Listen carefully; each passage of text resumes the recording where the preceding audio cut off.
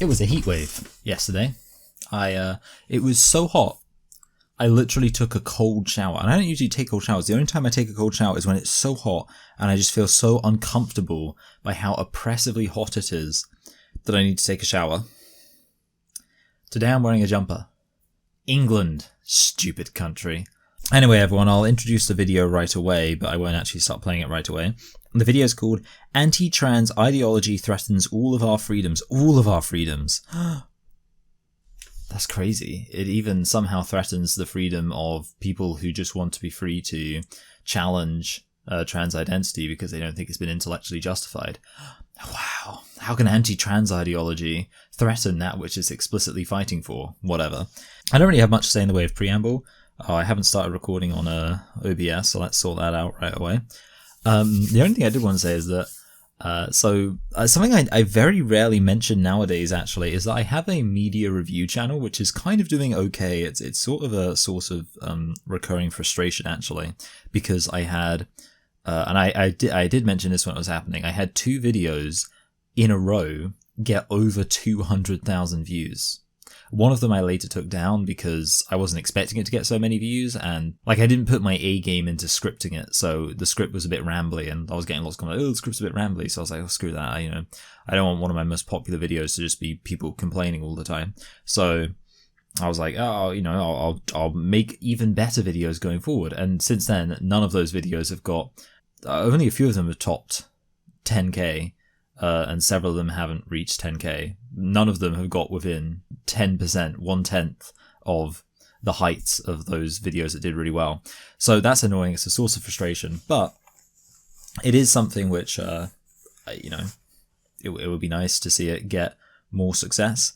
And, I'm cracking away just continuing to work on videos for that. And the next video I'm working on for that media review channel does relate to Harry Potter. And I have been watching Harry Potter as a result of that, and I will say it does, I have criticisms of the films, but in terms of just the vibes, you really can't help but feel incredibly happy when you're talking about those films, because they're just wonderful to talk about and think about, just like the vibes. That's it, it's vibes. Anyway, we will now proceed with this video that we're watching. Anti-trans ideology threatens all our freedoms. Yes, this video was comfortably the winner of the new poll. Interestingly, the Vorsh thing got it hardly got any votes at all. I think it got 1 vote, which is interesting because, like I said, I've been responding to that, and both times, the first time I responded to it was with the logic of there was a video people did want me to respond to about the Cass report. I finished it really early, so I was like, well, I might as well talk about this Vorsh video. It's also about the Cass report, even though it hadn't won the vote. And then, of course, the next week after that, I forgot to put up the poll, and therefore I was like, well, I guess I'll just continue with the Vorsh thing. But now I did remember to put up the poll, and you said an emphatic no to Vorsh, so we're going to be looking at this. An hour-long video. It will be interesting to see. Interviews, generally speaking, it's easier to make a lot of progress, but we'll see.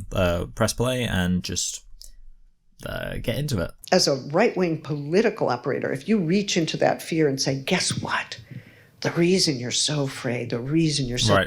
Right away, a mistake. Anti-trans ideology is not right-wing. The other thing is, I don't know that, it's something that everyone says, this idea that all kind of bigotry just exists within the context of people actually being mad about capitalism.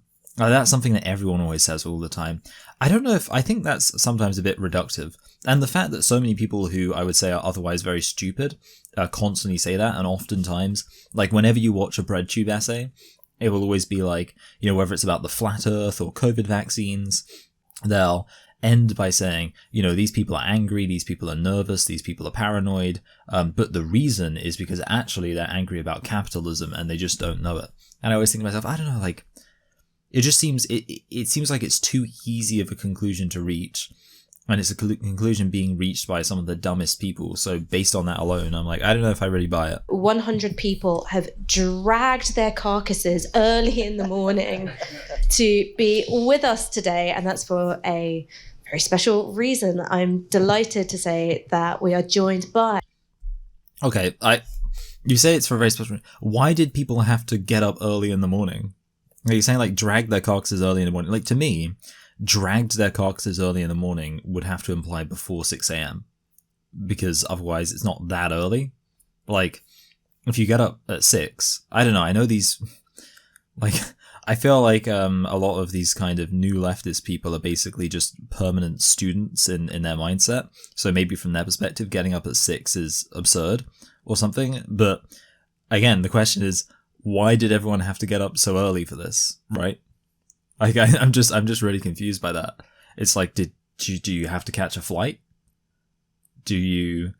Like, the only context in which I ever hear people talk about having to get up really early is if, one, they're filming something, especially something kind of indie, in which case you need to get up early because there's going to be fewer people around and you maybe get better lighting, or because you've got to get a flight or there's something like that going on. Why did you have to get up super early to do an interview? So I guess my first question is, when someone pops up and says, what is a woman? Yeah. What are they really asking? Oh, that's such a good question. I like, that's not like, what's your answer? Because of course they don't have an answer. It's like, no, what are they really asking? When they say this, like, what do they actually mean? Because obviously they don't really mean what's a woman. Catch them out, because you look kind of foolish if you don't know. Or you say, well, I'm... Look, I will say this. There are people who I think kind of ask the question disingenuously. I've said before, I'm genuinely asking because I want to know. And I've also said before, I make a point of, I don't want people to think when I'm asking them what is a woman, that I'm seeking to make fun of them because they don't necessarily have a perfect definition on hand right away. Because in a way, there's no such thing as a perfect definition, because definitions will always need clarification. For example, you say, oh, the perfect definition is adult, human, female. All right, but what do those words adult, human, and female mean? So it's not a perfect definition, because it's like, there's still ambiguity there. What exactly does it mean to be, not to get into, I know it's like a suspicion, but, it's a reasonable question to ask. And there's non-nefarious reasons to ask, what exactly is an adult? What exactly is a human? Were like, again, and I've pointed this out out before. So it's not that I'm saying like, oh, you should give me a definition that I can't quibble at all. I genuinely want to know. And that's why sometimes, and I've again mentioned this before, I will try to make a point of asking just, what do you understand the word woman to mean? Because that, I hope, makes it clearer that I don't care whether you can provide me just a kind of quick, easy, rehearsed definition. What I want to know is, when you're talking about a woman, what exactly does that mean to you? And can you explain to me how the word woman makes sense to you in a way that also allows it to include biological males? I genuinely want to know. Also might have a trans kid or a cousin, or have a gender nonconforming uncle, right? Didn't we all have a gender? Okay, having a gender non-conforming uncle is neither here nor there. Having someone who's gender non-conforming is neither here nor there, because that has nothing to do with what a woman is, right? Because a woman can be gender non-conforming. The adult human female definition allows for a woman to be gender non-conforming. It allows for a man, indeed an uncle, to be gender non-conforming, so that's irrelevant. Natural difference and debunking those who open up the question as either detached intellectuals out of touch with common sense.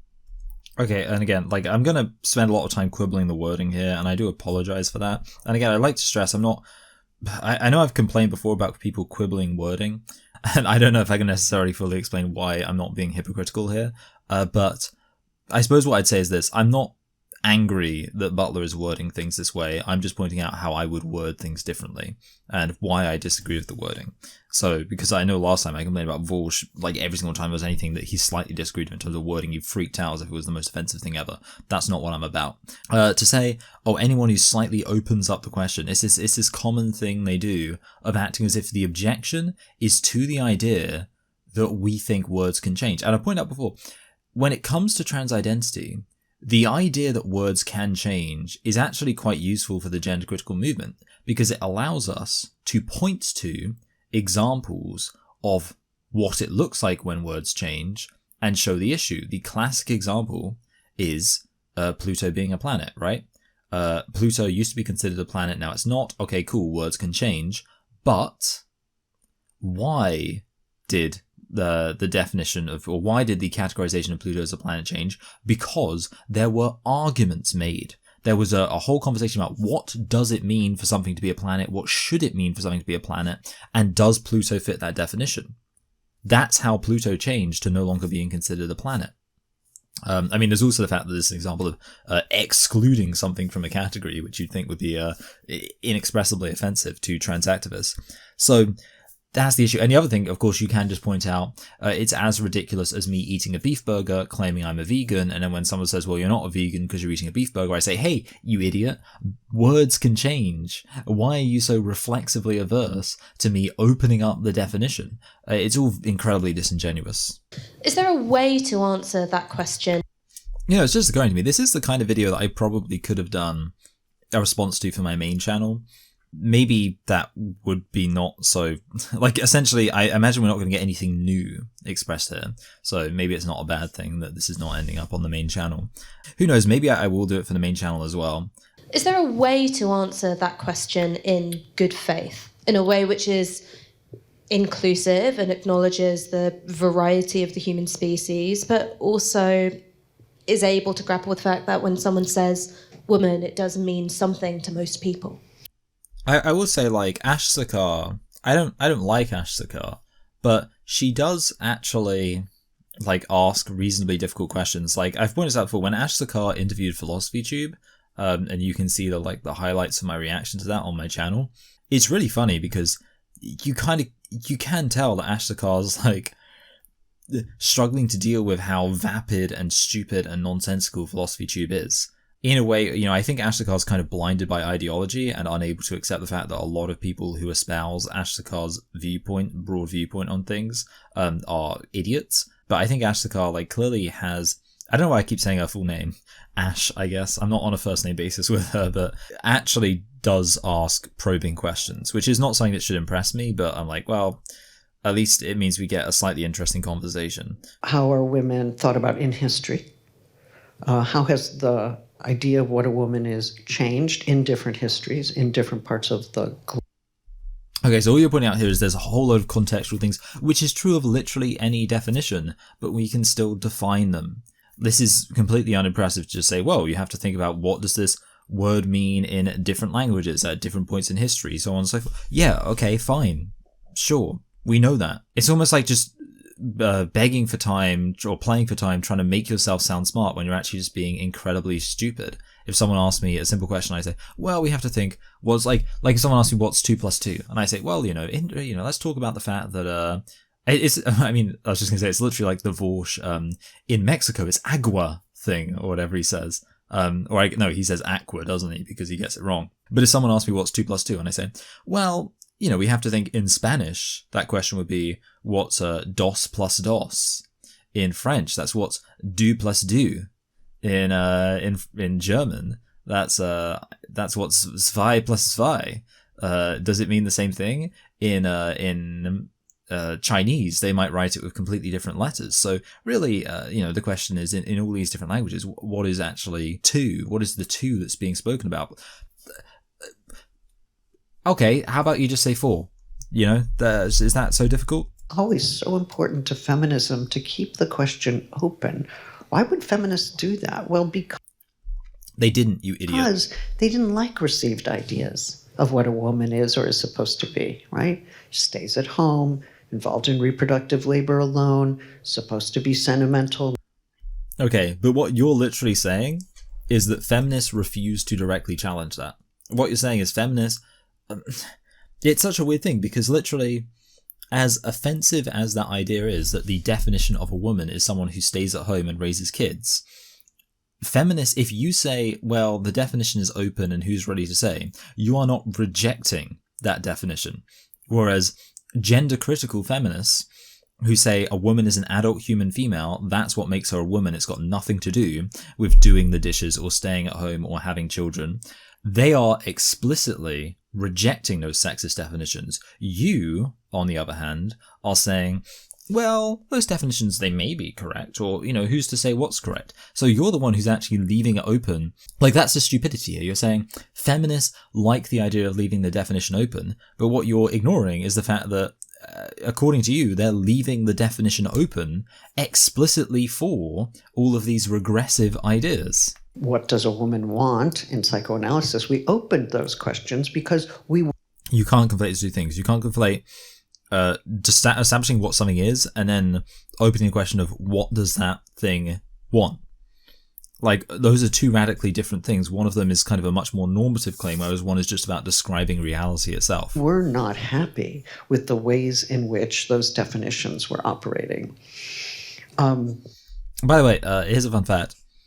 The answer to the question, Ash Sakar said, is there a way to answer the question of what is a woman that is basically inclusive of trans identity? Ash, to be fair, just said recognizes like the diversity of human experience, so not necessarily inclusive, which I guess, to be honest, the answer to Ash Sakar's question is actually yes, there is a way to answer the question of what's a woman that recognizes the diversity of human experience, and that definition is a woman is an adult human female, and adult human females can have a massive diversity of human experience, as can anyone. That just doesn't change whether or not they're a woman. So the answer to Ash's question, from my perspective, is yes, absolutely, Ash, we can 100% recognize fully the diversity of human experience, not deny an iota of the reality of individual human experience, but we can also recognize that a woman is an adult human female. However, from Judith Butler's perspective, clearly, the answer is no, because the question was, can you provide a definition that is recognizing the diversity of human experience that is also kind of satisfying and is actually kind of possible to engage with? And what we've seen here is Judith Butler just say, you live in a society in which women aren't supposed to do certain labor, or that doesn't affect what a woman is at all. Aren't supposed to look a certain way. Are you? Doesn't affect what a woman is at all. Still a woman. Yes, you are. If you do that labor or you look a certain Yes, you are, because a woman's an adult human female. It's got nothing to do with what labor you do or how you look. Certain way. Right? We, as feminists, I thought, were saying, yeah, you are. Okay, so you're gender critical then, awesome. Of course you are. You want to be a woman? Come on in. No, it's not about do you want to be a woman, because if you want to be a woman, that would be kind of making it about, at that point, in a way, aren't you literally saying that being a woman is about what job you do? Because you're saying, in essence, so like, what's a job? It's a role. It's something you choose to do, that you want to do, and that you put effort into. Well, apparently, that's kind of what a woman is, right? You just choose to occupy that role and you become a woman. So how is that far removed from saying that being a woman is a job? Like, essentially, you're saying, like, what if we said that there are a whole load of jobs that make someone a woman and a whole load of jobs that doesn't make someone a woman? How is that different? Because essentially, you know, any biological male could just choose to enter one of those jobs and magically become a woman. That's not that different from saying, well, there's certain people who just, by their lived experiences of women are a woman, and any biological male who wants to just say, oh yeah, I'm on that section can do it. Like, it doesn't seem that different. Of course you are. Let's expand that category. Let's make it more inclusive. So again, inclusivity doesn't mean anything if you literally include everything. So it's been important to an emancipatory project. No, it hasn't. No, it hasn't. The Emancipatory Project has been recognizing who is a woman and then emancipating the people who are women, not making it so you just say every single person is a woman because they want to be. To keep the question of what a woman is open. So why would we, at a certain point in our illustrious history as feminists, ever decide, no, we're closing the door? Because you need to know what words mean. No, we're not going to extend the category. You can't claim it. Well, yeah, because you need to have some degree of exclusivity in order for words to even have meanings. Why not? We've been expanding that category. That you haven't expanded that category. There's not been, literally, to be a woman has meant being biologically like an adult human female for all of human history. Pretty much. It's not something that's been expanded. Feminism has not been about including people who were previously not considered women to now being considered women at all. Accepting its internal diversification for a really long time. We've gone... Yeah, sorry. Internal diversification. That means who is a woman, who is already within the category of woman, they can be diverse. It doesn't mean adding in new people who are not women in order to make the category of woman now so diverse that it includes people who are not women. On the streets for that purpose. Why would we suddenly decide, oh, this is the limit case? I mean, because again, there has to be a point at which you say, like, it's so stupid. Again, I've made this analogy so many times. It's like, it's meaningless to say that there is diversity if you've now made something so diverse it literally includes everything. Because then, well, of course, if it includes everything, it's diverse. You haven't actually shown anything there. At that point, you've not shown that women can be diverse. You've shown that everything is everything.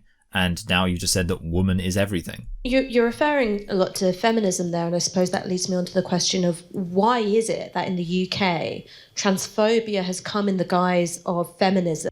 It's not come in the guise of feminism. Lots of feminists have realized that having the word woman have a meaning. I honestly, I don't know what I'm going to do about the fact that, like, I'm thinking to myself, do I want to do this as like a proper video for the channel? Because I'm glad that I'm going through it here, because it's just like, it's worth seeing how annoyed I'm getting at this. It's so stupid. No, yeah, of course, feminists have realized that the word woman needs to mean something in order for them to be feminists. It's not the guise of feminism. Shut up. So-called gender critical feminism. So cool. As opposed to the much more explicitly right-wing, family-oriented, religiously inflected. It's not about being explicitly right-wing versus implicitly right-wing or whatever, which is what you're implying. It's that it's being approached from two fundamentally different perspectives. You know, one is about, so the conservative objection to trans identity is about being so committed to traditional gender that you don't think that it should be possible under any circumstance for a biological male to do anything related to being a woman. Whereas the gender critical perspective is that you are so against those gendered expectations that you think, of course, a biological male should be able to do anything that is typically associated with being a woman. But the point is that to say that that then makes them a woman would be a gendered way of conceiving of things. So that's the objection. When we talk about critical, gender critical, I never understand what's being said. Because you're an idiot. My camera ran out of battery. Ran out of recording thingy. You're an idiot. That's why. Just so we're clear on that. And the thing is, saying like self-critical.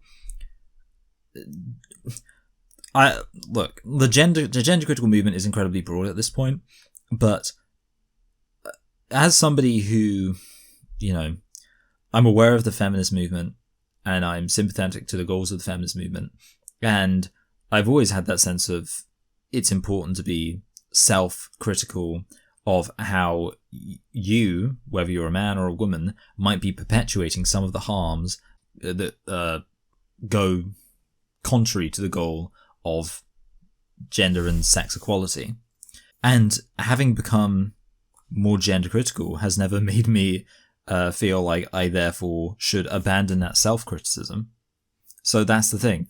It's this idea of, like, I get it because I think self-critique kind of became a big thing with the third wave, but and obviously a lot of gender critical feminists are more kind of into the second wave, but I think it's just incredibly disingenuous to act as if there's no such thing as self-critique in the gender critical movement that is in some way more meaningfully present in the fake feminist movement. Critical, that means you call into question the presuppositions that you have received unthinkingly. It's like you... Yeah, of course, yeah. So yeah, being critical means critical, but of course it's not just, it's a bit weird because it's specifically gender critical, so it's critical of gender. Like you're saying, like you're acting as if the words gender and critical exist independent of each other. Like, well, what does it mean to be critical? Well, the clue's in the first part, gender critical. You're critical of gender. Become more thoughtful. Yeah. You ask, well, why have I proceeded with that category in that? Absolutely, and that's why many gender critical feminists started off as pro-trans. J.K. Rowling, initially pro-trans. Posey Parker, or Kelly J. Keane, famously at one point claimed that she just didn't understand the gender critical feminist movement and thought that the whole trans issue was a complete irrelevant distraction. When I first heard about gender critical feminism, I thought it was a joke. I thought it was like a 4chan kind of psyop conspiracy theory to basically divide the feminist movement. I don't know personally a single gender critical individual who didn't come at it from the perspective of initially being pro-trans. Plenty of the gender critical people I know came at it from the perspective of initially actually being trans themselves. So clearly the gender critical movement is about being self-critical, obviously. to rethink the fundamental categories, and you have humility. Yeah, of course. Yeah, exactly. Humility. Sorry, do you think that these trans-identified males who are screaming at women saying, "It's ma'am, I'm a woman, shut up, tough," do you think they have humility? Is that what you think they're showing? And you change and you become more inclusive and more... Why? Why should being critical make you more inclusive? There are many examples of times where I've actually thought through things and I've thought through my presuppositions and I've become less inclusive. Right? I mean, I've said this before with like Islam, for example. I used to just think the standard progressive talking point of, well, aren't all religions basically the same and it all just comes down to interpretation?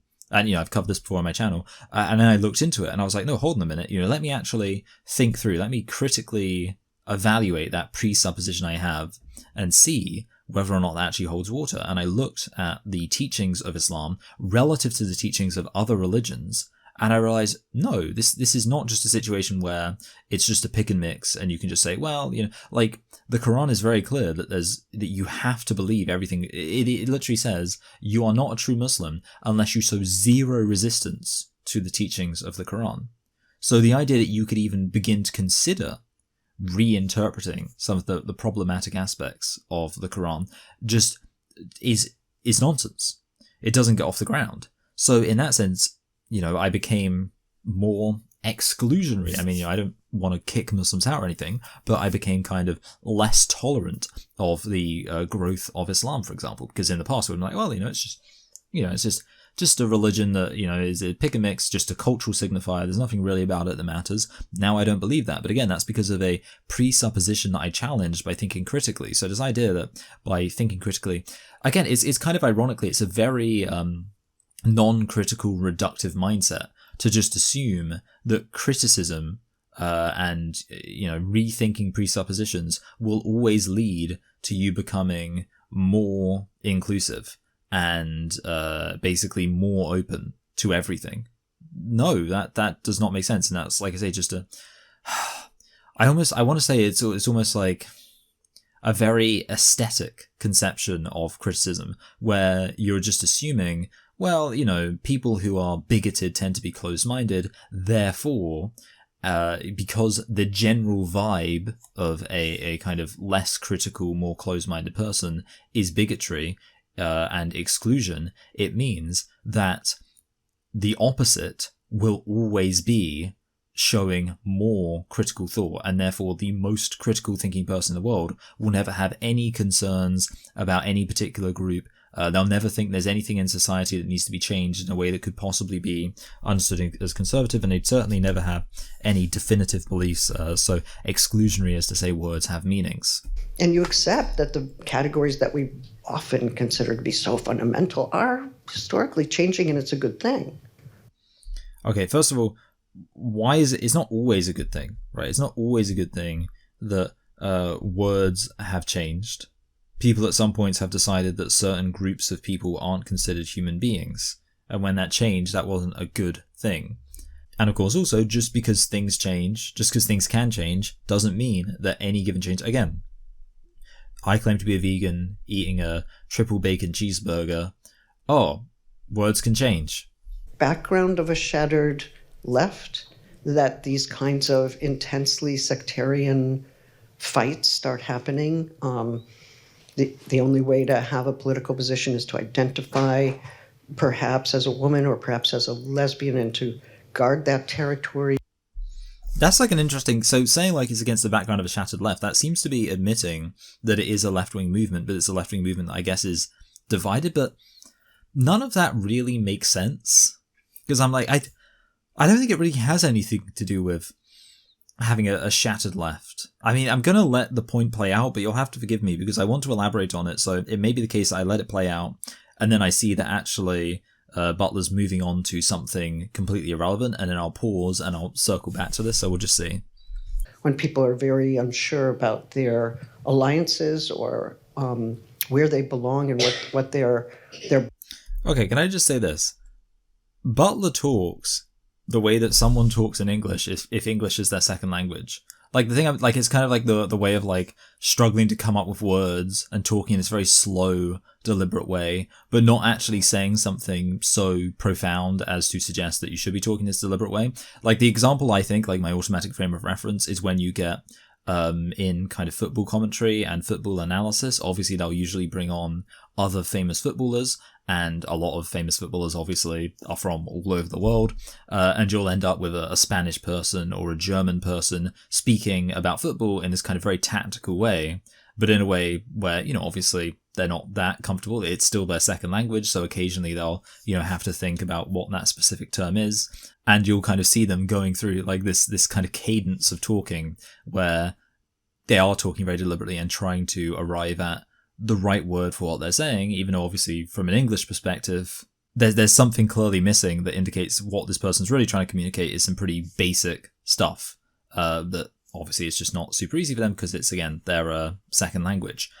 That's literally how Judith Butler talks. Okay, and again, so far, I'm still like trying to let this whole like shattered left point play out because everything saying so far seems very dumb. Broader political aims are, right? So I don't exactly know how to account for it. Okay. You don't know. Okay, you don't know. Everything said there was so weird because it was like something about, so the left is shattered, which means that people are splitting up into different groups, and then they're establishing like vaults, and they're not wanting to let other people into their vaults. And I don't really get that. Especially, it makes no sense. I don't know when this was recorded. I guess it was recorded before the election. I could have actually checked, and I apologize for not doing so. If anything, the left kind of came together in the recent election. It was there were some major kind of establishment politicians who were very close to being voted out. There were some establishment politicians who were voted out. In fact, one thing that's sort of funny is that around the election itself, I found myself kind of following and liking and interacting with a lot of broadly left-wing sentiments. And then, of course, now that's kind of over and people are going back to the general, broader talking points. And I'm seeing so many more of the accounts that are now on my Twitter front page tweeting like pro-trans stuff. Because it's easy to forget when you're just in the kind of the broad politics of things that we all actually disagree on this issue. So I don't really know what this like it's a shattered left thing is coming from, because I've generally not felt the whole trans identity issue actually speaks to that much of a meaningful division within the left as far as it being left wing. Like ultimately it seems to me like left wing people can talk about this issue and agree on this issue.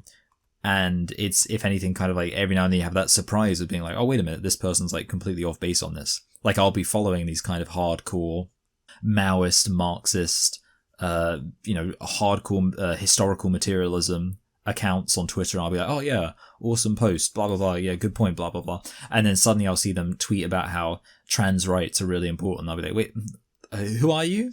So, but that's the thing, it's that surprise that speaks to the fact it's not that the left is super splintered, because if the left was super splintered, you wouldn't ever even have those moments of surprise, because it would just be obvious we're all on opposite sides. The demonisation of trans women in particular. Yes. Right, we're not talking about the demonisation of trans men, though of course that does happen. I don't know. Trans men are called self-hating lesbians. Well, of course, it's different things. Ironically, of course, it's different things because biological males and biological females are different. Like, that's kind of the funny thing. These people talk about the fact that, you know, there's this inconsistency in how trans-identified males and trans-identified females are treated. And yet, it is that very difference in how they're treated that speaks to the consistency of the gender-critical belief that the distinction between being a male and a female matters. So that's the thing. We're actually being consistent on this point, and it's like they can't really get their head around the fact that we are consistent here. Or, you know, whatever happened to the butch. The butch is being effaced from the earth, and the trans. Yeah, like a very legitimate concern, certainly a concern that doesn't, like, it's ridiculous to say that, like, this concern comes from bigotry. The fact that people are saying, you know, it sucks that it used to be that women could be gender non-conforming, and that was like a very consistent, regular thing. You had bitch women, you had tomboys, But now that doesn't seem to be the case anymore. It seems to be the case that so many of these women are now deciding that they're men, and it feels like, in fact, what you basically have there is the erosion of an example of diversity within womanhood. That this seems like an attack on that diversity, which of course, that makes sense that would be a concern to gender critical feminists, because gender critical feminists absolutely do celebrate the diversity within the category of women. Why is it trans women in particular? Because when I try and sort of extract... Easy. Because biological males historically have been the oppressors of women, and the gender critical movement is largely a women's movement. It's not that difficult. Extract what the big story is from a lot of the things that I'm reading, whether it's in the Times, the Guardian. It's sort of this idea of, Side note, I love the idea of like being like, oh, what's the big story? The Times and the Guardian. Like these absolutely kind of disingenuous, mainstream, establishment shill newspapers, and be like, oh, this is where I can find the real story. It's such an unhinged way of looking at things. To be like, yeah, I wanted to find out the real story. And it's not like, oh, when I find out the real story from talking to people, from listening to real people, the real people of this country, who actually care about this country. No, it's not about them. What I want to do when I want to find out the real story is I look towards this media that works with the establishment that hates this country. It's just so ridiculous. It's such a hilarious, detached mindset. And they've got this power, and they can only be using it for ill. They're becoming like a wolf in sheep's clothing. It's not the case that they can only be using it for ill. And it's also not as simple as to say they've got a power necessarily. It's just the case that a biological male is a biological male, and as such has should be, essentially, you should view a biological male who wants to enter a women's changing room with the suspicion that you should obviously view a biological male who wants to enter a woman's changing room. It's just so obvious. If you're assigned male at birth, that doesn't immediately give you power. It's once you enter into the social world that you see what that assignment can mean. A lot of people assigned male at birth are really unhappy with that assignment.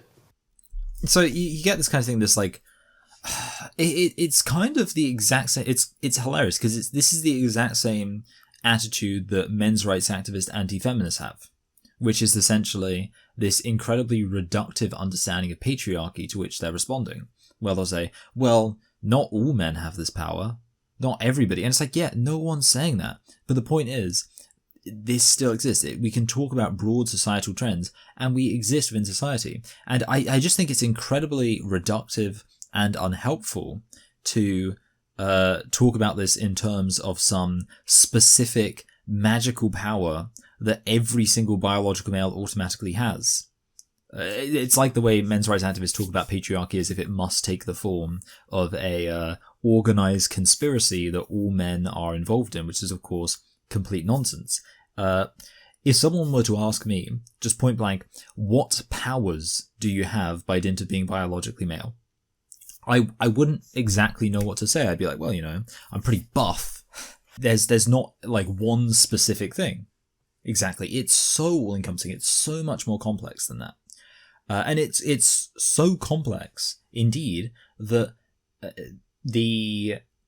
adding the additional layer of complexity that maybe I don't even want to be a biological male. Maybe I want to be a woman. Maybe I'm going to get surgery. Maybe I'm going to start cross-dressing. That's adding complexity, but that complexity pales in comparison to the broad complexity of what it means to be biologically male in our current society anyway, which is why so many feminists, in recognizing the broad complexity of how sexed privilege manifests in life, aren't especially persuaded by the idea that this sex privilege that is already incredibly complex magically becomes completely irrelevant due to the additional complexity of people's varied opinions around how they want to identify or express themselves. So, yeah, basically, I think it's a complex issue, and I wouldn't know immediately what to say if challenged on the question of what exactly is this power that you have? What exactly is this privilege you have? I wouldn't know what to say, but what I would know to say is that regardless, it's relevant and it matters that I am in actual fact biologically male. and that's worth acknowledging. And they may well not like the expectations of sexuality or the expectations of... The other thing is there's plenty of non-trans identified individuals who have these exact same issues of not liking this, of feeling uncomfortable with it. They just don't decide, therefore, they need to completely deny reality. Ought to have social recognition is not properly honored by those who would reduce somebody to their sex assignment or... Again, no one's reducing... There's, first of all, honor. Shut up. But basically, nobody's reducing anybody to this thing. I'm not saying you're assigned male at birth, or, in reality, you are biologically male, and therefore, that's everything that possibly matters about you. And it's just, we can 100% understand everything that matters about you just through that single metric. No, but it is true. There are trans-identified males who I know and who I have spoken to and who I even have to some extent gotten along with. And I've never once thought to myself, yeah, obviously we're both biologically male. We're basically the same. Like me and this person who's been taking estrogen their entire life, who's got like all this cosmetic surgery and things like that. Yeah, basically just exactly the same.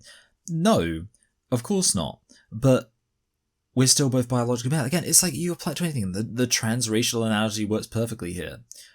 Just because I'm white doesn't mean I have the exact same experiences as every single white person. There is no one white experience, but we are still white, and there is a reality to acknowledge.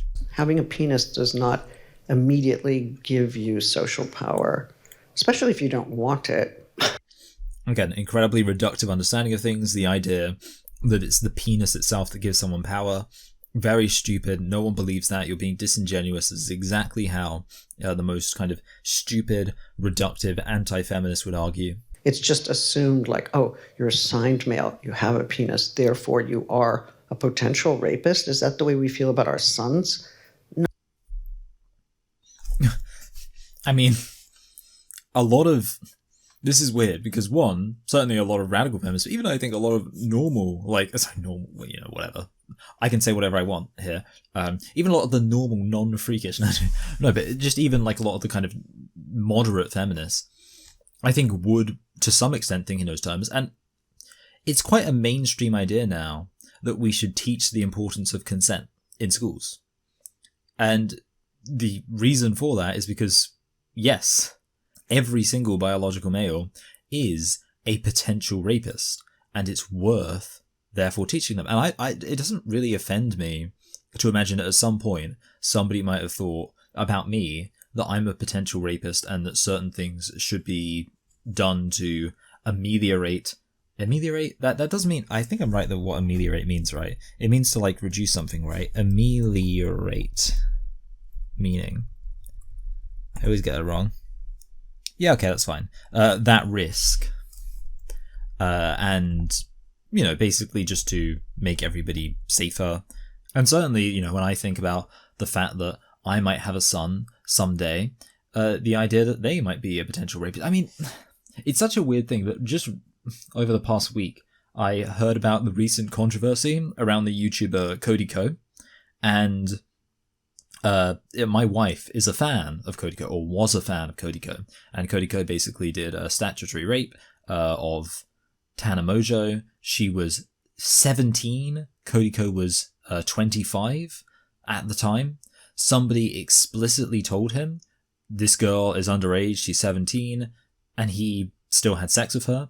And I was talking to my wife about it, and she was saying, like, one of the things about it is that Cody Ko, he always presents himself as, like, making fun of kind of frat boys. I was going to say frat bros and boys at the same time, it became boys, and kind of dude bro, misogynistic culture, and things like that. And then it turns out he's done something like that. Well, that's kind of the point, right? You've just on some level got to be like, well, even as a guy who's completely making fun of this thing, he still did it. So, like the idea of saying, like, even if there's someone who you really like, you're still going to be like, well, there's that potential there. So, yeah, it's very weird to be like, do we really want to think of these men as potential rapists? Yeah, because they are. No, our fathers, our friends.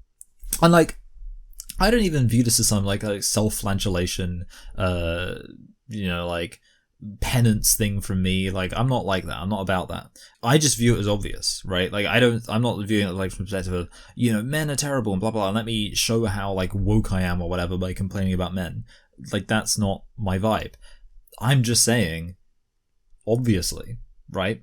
Like, it's just so obvious. I don't really think that's...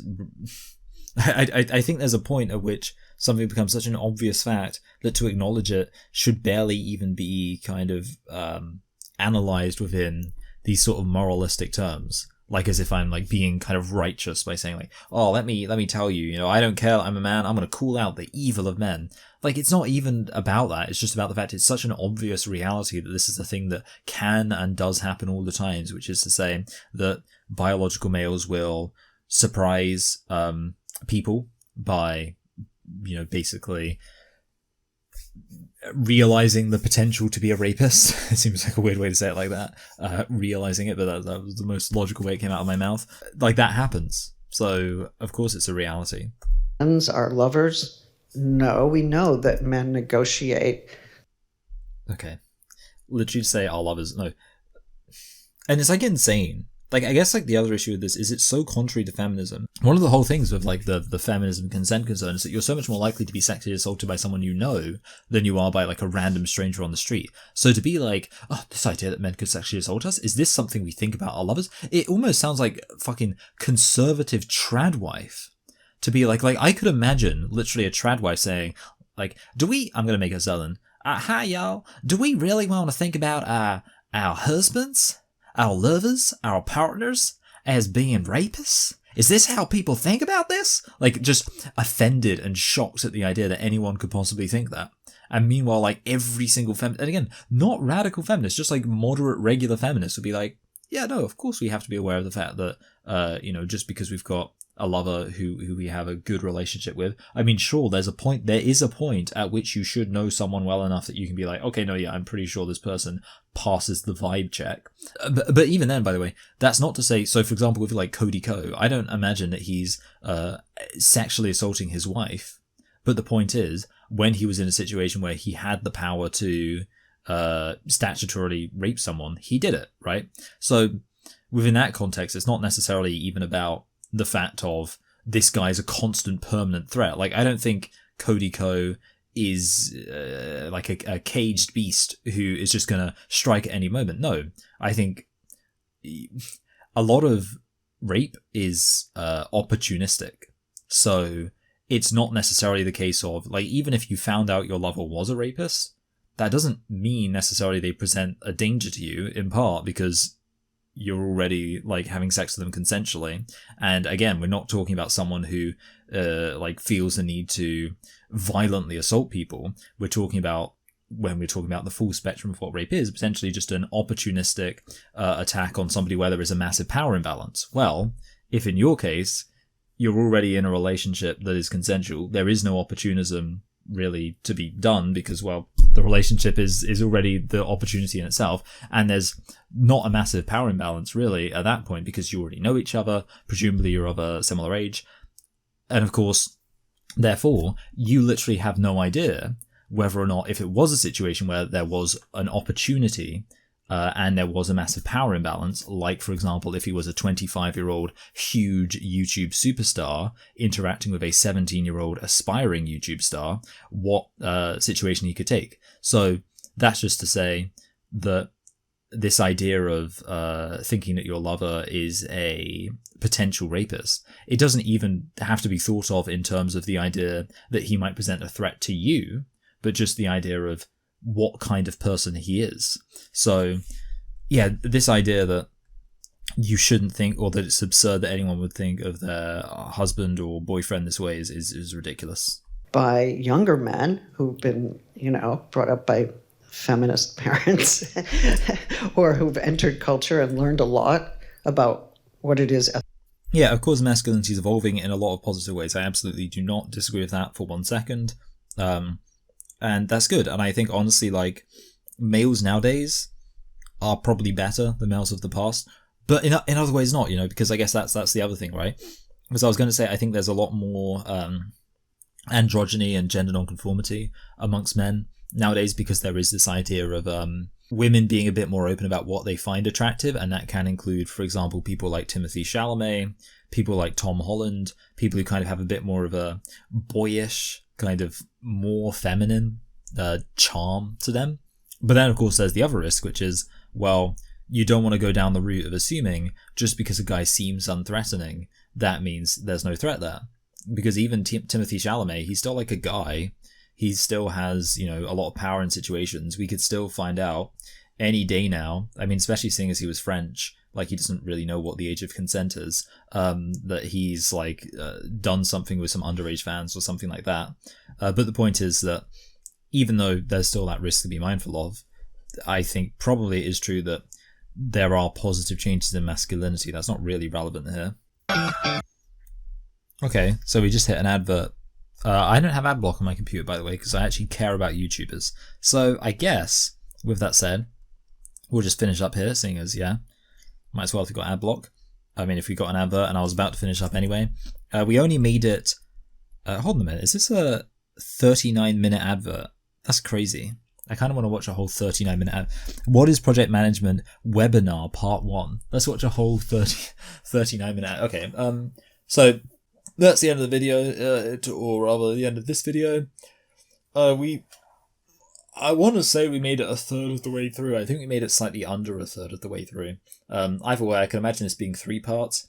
Annoyingly, the thing is, it's kind of like at any given point, nothing is being said, but the type of nothing where I always have the option of pausing the video and pointing out that nothing's being said. There was a lot of like, play for 5 seconds, pause, respond, play for 5 seconds, pause, because it was just annoying. We'll see. I'm gonna hold myself to finishing this in 3 parts, so you know, it may be the case that next time I'm a little bit like, you know, lots of stupid things will continue to be said, but I might be like, because again, every single time I could pause and literally say that's a stupid thing, or that's like a nonsense, like it doesn't actually mean anything. But I hope you enjoyed this video. I hope that you will be excited for the next one, next part. And I will see you all next week. Bye.